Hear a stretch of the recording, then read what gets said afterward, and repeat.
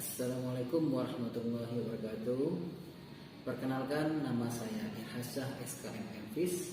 Saya salah satu dosen di Prodi D3 Fisioterapi Fakultas Kesehatan Universitas Poltekuk Bukit Tinggi. Dalam kesempatan kali ini saya mengampu mata kuliah fisioterapi olahraga.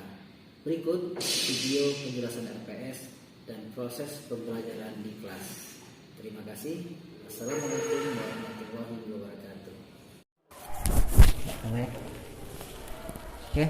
Assalamualaikum warahmatullahi wabarakatuh. Waalaikumsalam warahmatullahi wabarakatuh. Selamat siang adik-adik semua. Siang, Pak. Ya. Sehat semua? Alhamdulillah. Alhamdulillah. Oke. Pada siang hari ini kita masuk lagi pada pertemuan atau mata kuliah fisioterapi olahraga. Untuk memulai mata kuliah fisioterapi olahraga ini, ya, saya akan menjelaskan dulu RPS tentang fisioterapi olahraganya, ya, supaya nanti pertemuan dari awal sampai akhir biar adik-adik semua jelas dan lebih terarah lagi. Oke, paham ya? Nah, ya, saya berdiri aja ya, biar lebih enjoy. Pada fisioterapi olahraga ini, ya, kode mata kuliahnya nanti kan adik-adik semua sudah ngambil mata kuliahnya, sudah ngisi KRS ya. Kode mata kuliah kita FT327 dengan bobot SKS-nya 2 SKS, 1 SKS teori dan 1 praktek. Nah, kemudian deskripsi mata kuliahnya. Mata kuliah ini menerangkan dan mengaplikasikan tentang performance otot pada olahraga, ya, prevalensi, epidemiologi, dan proses penyembuhan secara alami dan cedera pada olahraga. Ya, jadi yang akan kita bahas adalah seputar cedera olahraganya. Oke. Untuk bahan kajiannya, pertama konsep fisioterapi olahraga, kemudian sprain ankle, ACL dan PCL, kemudian tenis elbow, golfer elbow, IT band syndrome, ya, tendinitis patellaris, latihan aerobik, aplikasi tapping, dan latihan keseimbangan. Ya. Nah, pada mata kuliah ini kita menggunakan media pembelajaran, ya. Ada nantinya kita menggunakan PowerPoint. Kemudian kalau ada penugasan, nanti penugasannya bisa kita kirim via email. Terus juga menggunakan Edmodo, ya. Kalau seandainya sekarang kan masih COVID, jadi separuh-separuh nanti bisa menggunakan Zoom meeting dan separuhnya lagi offline seperti ini. Gitu. Kemudian media perangkat lunak yang kita gunakan atau perangkat keras, ya, kita pakai proyektor seperti sekarang ini. Kemudian laptop kita gunakan juga, ya, spidol. Nah, dan fisioterapi olahraga ini kita juga nanti ada praktek, ya, ada praktek. Otomatis kita belajarnya juga ada di labor, ya, selain di lokal nanti kita juga belajar di labor. Nah, kemudian metode pembelajaran kita pada mata kuliah fisioterapi olahraga ini kita menggunakan SCL, di mana SCL itu, ya, mahasiswa menjadi objek atau kita sentral atau khususnya pada mahasiswa, ya. Jadi berbeda dengan TCL. Kalau zaman dulu adik-adik semua ketika kuliah menggunakan TCL, yaitu Teacher Center Learning. Semuanya itu bersumber dari gurunya, sumbernya semua dari dosennya. Nah, sekarang kita menggunakan metode SCL. Jadi semakin aktif si mahasiswanya, otomatis dia akan lebih mendapatkan ilmu yang banyak. Dan sebaliknya, kalau mahasiswanya itu kurang aktif, otomatis untuk pemahaman ilmunya juga semakin kurang. Nah, selanjutnya pada mata kuliah ini ada 2 dosen yang mengampu, ya. Pertama saya sendiri, kemudian ada dosen timnya yaitu Bapak Reza Oliverdi, ya. Sebelum meet saya yang masuk, kemudian setelah meet dilanjutkan oleh Bapak Reza. Nah, untuk penilaian ya, penilaian pada mata kuliah ini kita menggunakan rubrik ya, ada sikap, kehadiran adik-adik semua nanti akan dinilai. Kemudian nanti juga ada rubrik diskusinya ya, ada penugasannya, apakah makalah atau tugas individu yang lain.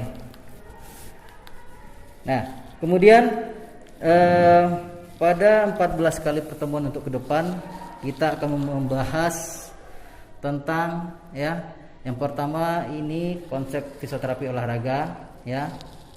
Pertemuan keduanya nanti kita akan membahas masalah kasus sprain ankle ya.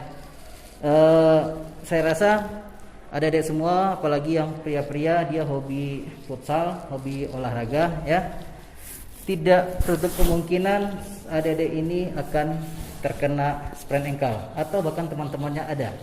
Nah, dengan mata kuliah ini, seandainya nanti ada teman, ada saudara atau adik sendiri yang mengalami sprain ankle, ya kita bisa menanganinya secara fisioterapi. Kemudian kita akan membahas tentang kasus tenis elbow, ya, tenis elbow, kemudian golfer's elbow, ya. Selanjutnya ACL, MCL, PCL. Nah, setelah PCL kita ujian tengah semester ya. Ketika ujian tengah semester kita akan ujikan materi 1 sampai ke 7. Nah, setelah materi ke-7, setelah UTS kita lanjutkan dengan pertemuan post-meet yaitu dengan Bapak Reza. Nah, Bapak Reza dia akan membahas tentang Achilles rupture tendon, kemudian quadriceps muscle strain, wrist sprain, pectoralis major, kemudian bagaimana konsep latihan kecepatan, fleksibilitas, kekuatan maupun kecepatan reaksi. Ya. Nah, jadi itu sebagian dari penjelasan RPS pada mata kuliah fisioterapi olahraga kita ini. Mudah-mudahan untuk kedepannya adik-adik semua ketika melaksanakan perkuliahan lebih terarah lagi dan lebih fokus lagi, tidak ada keraguan ya. Jadi jangan sampai nanti mahasiswa, wah sekarang udah pertemuan ketiga, kita bahas apa sih gitu. Jadi tidak ada kebingungan lagi. Dengan adanya RPS nanti mahasiswa bisa lebih diarahkan lagi gitu. Ada pertanyaan seputar RPS ini? Tidak ada ya. Oke, adik-adik semua masih semangat ya? Masih ya, luar biasa. Selanjutnya kita masuk saja kepada konsep fisioterapi olahraganya ya. Nah, pada konsep fisioterapi olahraga ini kita akan membahas tentang dasar-dasar fisioterapi olahraga ya. Untuk pertemuan kedua, ketiga baru kita masuk ke kasus. Kalau untuk yang pertama ini kita hanya mempelajari konsepnya saja. Oke. Nah, sambil jalan nanti juga bisa bertanya ketika saya menyampaikan ada penjelasan saya kurang jelas atau kurang paham, bisa langsung ditanyakan saja ya, nggak apa-apa. Nggak usah harus nanti ketika akhir baru bertanya Anda. Oke. Nah, tujuan mata kuliah kita ini, konsep fisioterapi olahraga ini yaitu mahasiswa mampu memahami dan menjelaskan konsep fisioterapi olahraga. Jelas ya? Nah, selanjutnya saya rasa sudah ada yang mengenal atau mengetahui apa sih fisioterapi itu gitu. Ya, mudah-mudahan definisi fisioterapi ini sudah mendarah daging bagi adik-adik semua, sehingga apapun mata kuliahnya, kondisi apapun, ketika orang bertanya fisioterapi itu adalah, kita sudah tahu ya. Oke. Jadi tidak apa-apa, saya ulas sedikit saja. Fisioterapi adalah bentuk pelayanan kesehatan yang ditujukan kepada individu dan atau kelompok ya, untuk mengembangkan, memelihara yang dimaksud dengan fisioterapi olahraga ya, merupakan pelayanan kesehatan yang ditujukan bagi individu dan masyarakat untuk mengembangkan, memelihara dan memulihkan gerak dan fungsi khususnya dalam bidang olahraga ya. Jadi kalau kita membahas fisioterapi olahraga, otomatis kita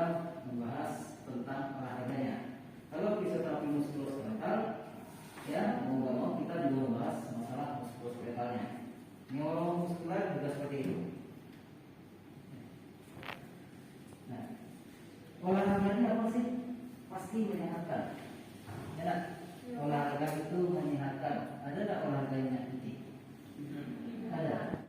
Bukan sakit ke sehat, tapi sehat ke sakit. Apabila kita kerjakan dengan baik, otomatis diri kita akan sehat, bugar. Tetapi sebaliknya kalau kita melakukan olahraga dengan tidak baik atau posisi tubuh kita tidak siap, sehingga olahraga kita tadi bisa mengakibatkan cedera, gitu.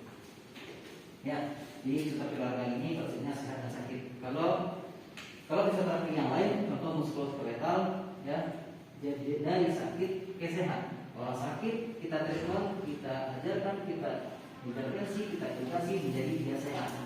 Tapi kalau fisioterapi ini, olahraga ini, kalau tidak kita berikan edukasi pada masyarakat, ya, yang tadinya dia niatnya sehat, sehingga malah niatnya tidak tersampaikan, bahkan dia menjadi sakit. Gitu. Olahragawan amatir, ya, ada di sini yang menjadi olahragawan amatir. Ada ya. Mudah-mudahan tidak ada juga.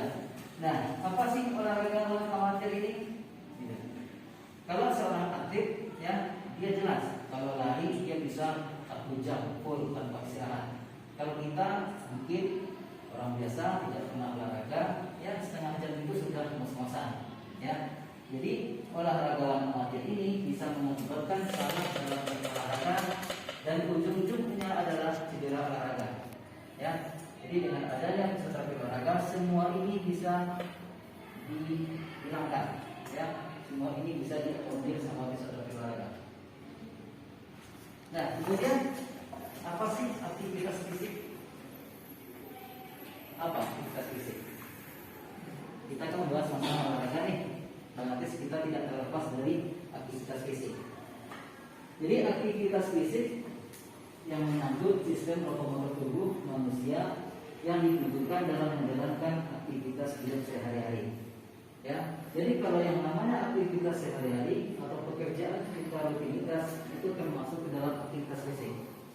Walaupun pekerjaan kita itu berat, ya, kan ada orang nih seperti orang dia kuli, dia tukang angket, dia bekerja berat. Nanti semuanya bertanya, kamu udah olahraga belum? Sudah, saya sudah olahraga. Apa olahragamu? Angkat sayur, jadi kuli, jadi apa? Ya, jadi itu definisinya salah. Sesungguhnya dia belum berolahraga, tetapi dia masih atau baru melakukan aktivitas fisiknya sehari-hari. Ya, paham ya? Kalau aktivitas fisik. Nah, kemudian olahraga. Apa olahraga? Inti dari olahraga itu apa? Yang tentunya nih, ada pengaturan waktu, ada target dengan tadi, ada jumlah pengulangan, kemudian dan lain-lain sebagainya. Yang semua yang kita lakukan ini adalah mengandung unsur rekreasi. Apa unsur rekreasi itu? Kesenangan. Ada orang olahraga yang tidak senang? Ada nggak? Wah, besok saya mau olahraga lah, tapi dia cemberut gitu. Berarti dia belum berolahraga. Kalau orang yang berolahraga, otomatis dia menjadikan aktivitas tersebut aktivitas yang menyenangkan, sehingga dia. Kemudian tujuan dari fisioterapi olahraga ini, ya, yang namanya fisioterapi, ya, kita nggak jauh dari gerak dan fungsi, ya, yang namanya fisioterapi nggak jauh dari gerak dan fungsi, ya, tergantung dari fragmentasi fisioterapinya. Kalau muskulo, otomatis gerak dan fungsi ke arah muskulonya. Kalau neuro, gerak fungsi neuronya. Kalau olahraga, ya, tujuannya meningkatkan gerak dan fungsi maksimal untuk melakukan aktivitas olahraga tanpa cedera. Ya, ini tujuan kita. Yang kedua, mengembalikan gerak dan fungsi maksimal akibat cedera olahraga. Yang ketiga, mengembangkan aktivitas olahraga sesuai dengan gerak maksimal dan kemampuan fungsionalnya. Ya, jadi dengan adanya fisioterapis olahraga, ya, kalau kita berbicara di sebuah tempat sepak bola atau basket atau tim atlet tim sepak bola, ya, dia pasti ada fisioterapi. Nah, membantu menyusun program latihan, Ya. Jadi di persatu sisi atlet, ya, kita bisa merekomendasikan kepada pelatih. Ini si A cocok jadi striker, si B cocok dia menjadi kiper, si C dia cocok untuk bertahan. Jadi kita yang merekomendasikannya. Nah, selanjutnya kompetensi fisioterapi olahraga, ya. Sebelum masuk ke sini ada yang ditanyakan? Ada? Nggak ada, kita langsung saja. Ya. Kompetensi yang pertama adalah injury prevention atau pencegahan cedera. Ya. Yang kedua akut intervensi, ketiga rehabilitasi, yang keempat peningkatan performa. Nah, untuk pencegahan cedera, ya, fisioterapi melakukan pemeriksaan awal. Sebelum atlet itu bergabung ke sebuah klub, ya, kita sebagai fisioterapi melakukan pemeriksaan awal, ya, yang kita periksa, ya, seperti tinggi badan, berat badan, ya, kemudian riwayat penyakit dahulu, pemeriksaan fisik umum, terus pengukuran antropometri, lemak tubuh. Adalah yang atlet yang tubuhnya berlemak, jarang kan? Ya, jarang. Kemudian pemeriksaan ortopedik, pemeriksaan fleksibilitas dan strength, pemeriksaan kecepatan, kelincahan, kekuatan, keseimbangan dan daya tahan. Ini semua kita yang mengukurnya, kita semua yang melakukan pemeriksaannya. Ya, dengan kita melakukan pemeriksaan ini, ya, otomatis kita bisa merekomendasikan bahwa atlet ini bisa kita gunakan. Atlet ini dia berisiko untuk cedera olahraga. Atlet ini dia bisa dikembangkan, walaupun dia tidak risiko cedera olahraga, tapi dia bisa kita kembangkan untuk menjadi atlet profesional. Gitu. Ini contohnya, ya. Ini ada penyeleksian dan pemeriksaan. Nah, ini juga ada pemeriksaan mukanya. Di sini juga kompetensinya. Nah, kita masuk kepada akut intervensi. Di dalam akut intervensi, ya, kita secara fisioterapis harus bisa melakukan on-field assessment. Artinya apa? On-field assessment ini kita harus bisa melakukan pemeriksaan saat turnamen berlangsung, ya, atau saat di tengah lapangan. Gitu. Menyediakan toolkit, melakukan tindakan pertama pada cedera olahraga. Nah, on-field assessment biasanya kita sebut atau kita singkat menjadi TOTAP, ya. Ada TAP, observasi, TOP, active movement, pasif, dan skill test. Nah, ini fisioterapi sosok di balik penanganan cedera pemain tim nasional Indonesia, ya. Jadi di setiap tim, ya, tim olahraga, basket, renang, futsal, sepak bola, ya, seorang fisioterapis sangat berperan di dalam penanganan cedera olahraganya. Nah, on-field assessment yang pertama itu adalah bertanya, ya. Ketika kita seorang fisioterapis turnamen, ya, ada atlet cedera, yang pertama kita lakukan adalah kita bertanya, ya. Kita tanyakan mana yang sakit, ya, gerakan apa yang sakit, posisinya di mana, ya. Kalau seandainya sudah kita tanyakan, kita langsung observasi, ya. Wah, sakit kaki saya, lutut saya, langsung kita lihat ke lututnya, ya. Jangan seperti orang pintar datang orang kita tahu sakitnya apa, ya. Kita tidak seperti itu. Jadi kita dengan asesmen, kita bertanya, kita baru mengetahui apa yang dikeluhkannya, ya. Kemudian setelah kita lihat, kita pegang, ya, kita pegang. Kita palpasi bagian tubuh atlet yang mengalami cedera saat pertandingan, ya. Kita pegang apakah ligamennya putus, ya, atau dia terjadi fraktur, ya, atau lain halnya. Setelah kita pegang, kemudian kita lakukan gerakan aktif. Kita suruh coba tekuk lututnya. Kalau seandainya dia bisa melakukan lipat lututnya maksimal, berarti kita nggak usah melakukan pasif lagi. Dan sebaliknya, kalau seandainya sudah kita instruksikan, coba lipat lututnya, dia tidak bisa, ya.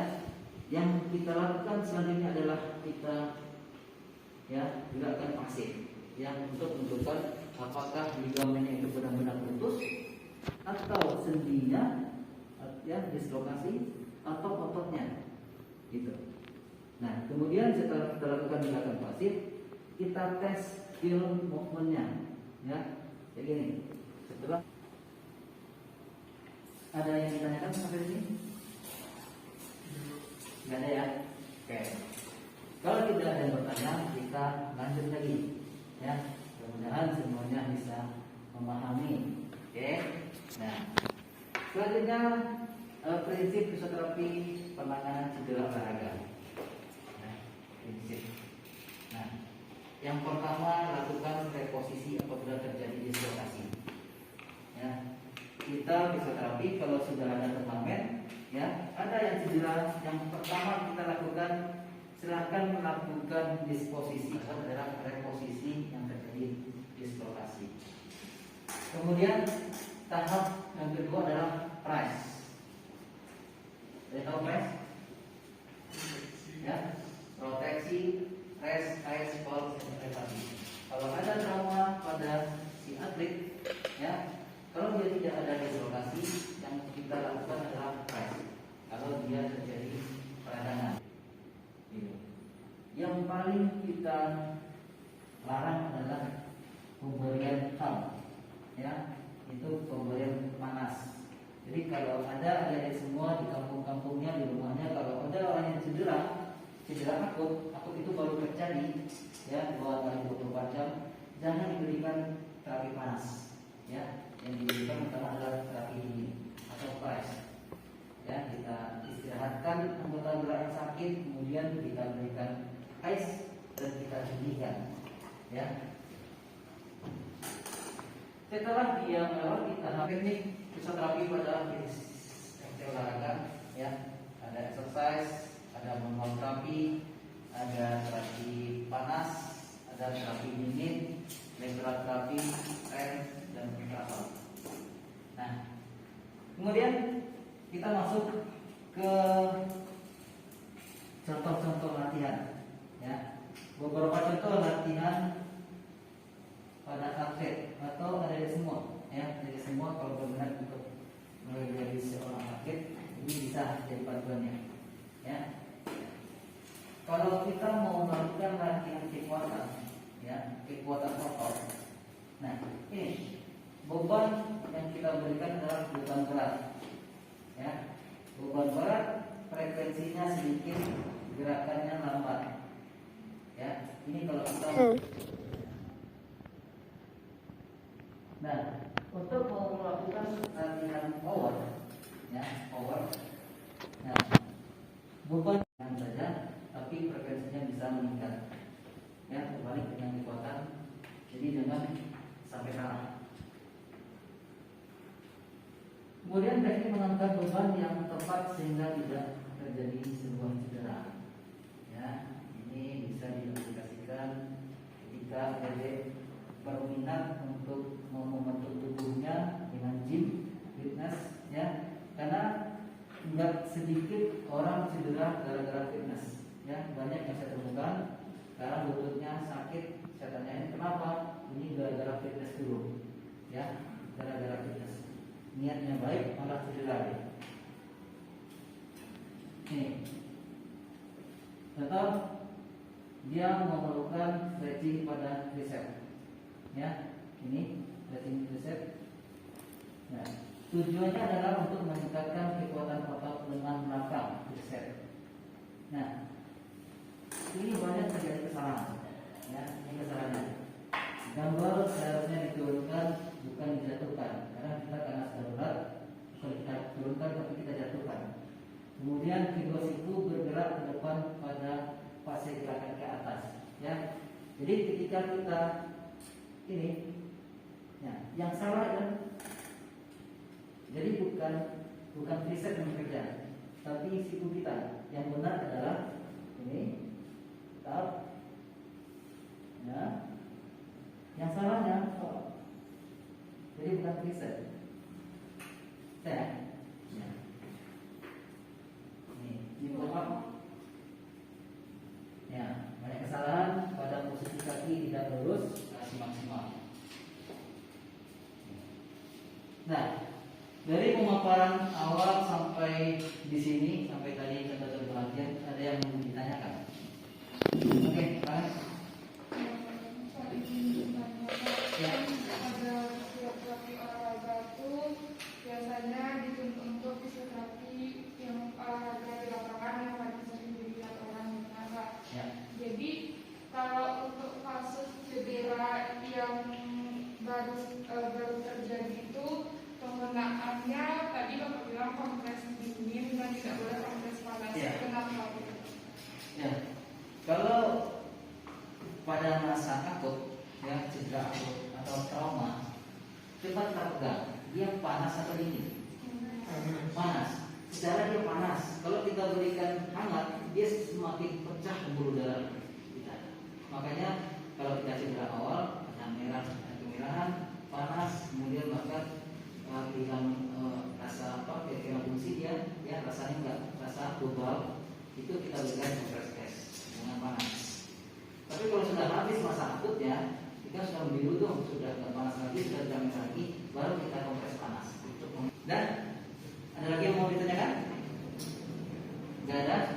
Kalau tidak ada, kita cukupkan sekian pertemuan kita pada hari ini. Mudah-mudahan pertemuan kita ini bermanfaat untuk adik-adik semua, bisa diaplikasikan di lingkungannya, masyarakat, bahkan untuk diri sendiri. Ya. Jadi kita bertemu di minggu depan, ya. Apabila ada salah kata pada pertemuan hari ini, saya mohon maaf. Akhir kata, wabillahi taufiq wal hidayah. Assalamualaikum warahmatullahi wabarakatuh.